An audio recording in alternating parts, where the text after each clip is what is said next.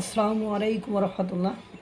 আপনারা জানেন আলাস্কায় মার্কিন প্রেসিডেন্ট ডোনাল্ড ট্রাম্পের সাথে রাশিয়ার ভ্লাদিমির পুতিন এর সাথে একটা বৈঠক অনুষ্ঠিত হচ্ছে।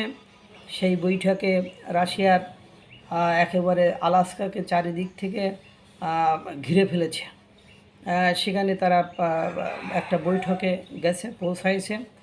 এখন অনেকে বলছে যে সেই বৈঠকের আলোচনার আরেকটি গুরুত্বপূর্ণ বিষয় হিসেবে দাঁড়িয়েছে ভারতের ইস্যুটি একটা গুরুত্বপূর্ণ বিষয় বা পর্যায়ে যে দাঁড়িয়েছে।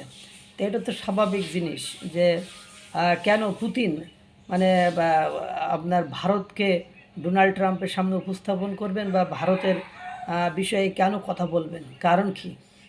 ভারতের বিরুদ্ধে যে ক্ষেপাটে ডোনাল্ড ট্রাম্প যে খেপে গিয়েছেন, এর পেছনে অন্যতম কারণ হলো তো আপনার রাশিয়া থেকে তেল কেনা তেল ক্রয় করা, অর্থাৎ রাশিয়া থেকে ডোনাল্ড মানে রাশিয়া থেকে নরেন্দ্র মোদী তেল কিনছে।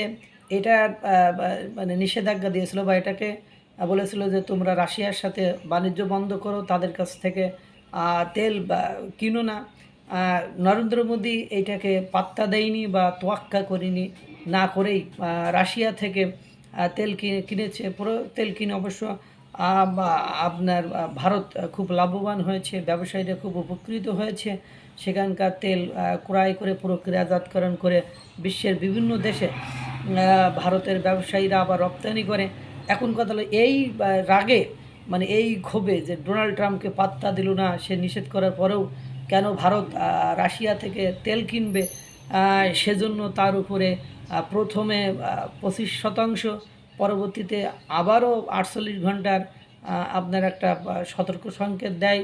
তারপরেও যখন নরেন্দ্র মোদী তার সিদ্ধান্তের জায়গা থেকে সরে আসেনি, তখন তারা 50% শুল্ক আরোপ করেছে। অবশ্য প্রতিবেশী দেশগুলো যাদের সাথে ভারতের পোশাক শিল্পের কম্পিটিশন হয়, তাদের 20, 19, 30%, চীনের 30%, তারপর পাকিস্তানের 20, বাংলাদেশের 20, পাকিস্তানের 19, বাংলাদেশের 20, ভিয়েতনামের 20, এদের সাথে কম্পিটিশন হয়। অথচ এদের সে মানে ডাবলের চেয়ে বেশি করেছে, 2.5 গুণ করে ফেলেছে বেশি এই ক্ষেত্রে।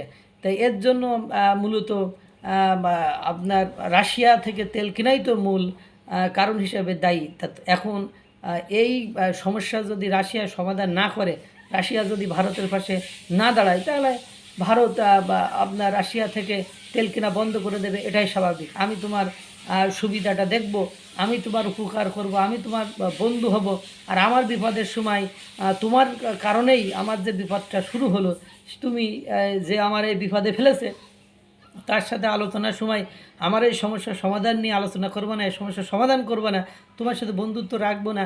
এটা তো স্বাভাবিক, এটা তো একটু বলদেও বোঝে। এই জন্যই অনিচ্ছা সত্ত্বেও, মনে করেন যদি ইচ্ছা অনিচ্ছা সত্ত্বেও পুতিনকে বাধ্য হতে হবে যে এই ভারতকে নিয়ে আলোচনা করতে। অর্থাৎ মানে ভারতের সমস্যার সমাধান হয়ে যাবে আশা করা যায়। এবং না হলে পুতিন ডোনাল্ড ট্রাম্পের সাথে সমঝোতায় যাবেন না বা শান্তি চুক্তিতে যাবেন না, এটা অনুমান করা যায়। আল্লাহ তাআলা সকলকে ভালো রাখুক, সুস্থ রাখুক। আসসালামু আলাইকুম রহমতুল্লাহ।